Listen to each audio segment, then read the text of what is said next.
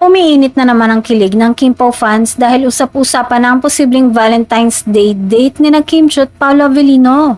Sa social media, dagsa ang espekulasyon at excitement matapos mapansin ng netizens ang sweet at palitan ng tingin ng dalawa sa kanilang mga huling public appearances. Bagamat wala pang kumpirmasyon mula kina Kim at Paolo, hindi napigilan ng mga tagahanga ang mag-abang at magbantay sa bawat galaw ng dalawa ngayong papalapit na ang February 14. Marami ang umaasang magkakaroon ng espesyal na bonding at tambalang matagal nang sinusubaybay ng publiko. Dagdag pa sa kilig ng mga taga-suporta. Sakto namang nasa gitna ng kanilang world tour ang dalawa sa Valentine's Day. Dahil dito, halos sigurado na magkasama sina Kim at Paolo sa araw ng mga puso, kahit pa ito ay para sa trabaho.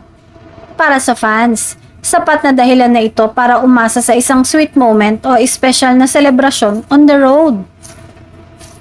Lalong pinatindi ng kanilang world tour ang excitement ng Kim Paulandia dahil bukod sa performances, inaabangan din ng fans sa mga behind the scenes moments ng dalawa na mga simpleng kuha, tawanan at kulitan na mabilis nagiging viral online.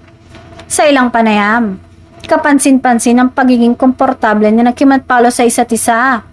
Madalas ay may halong ngiti at biro ang kanilang sagutan.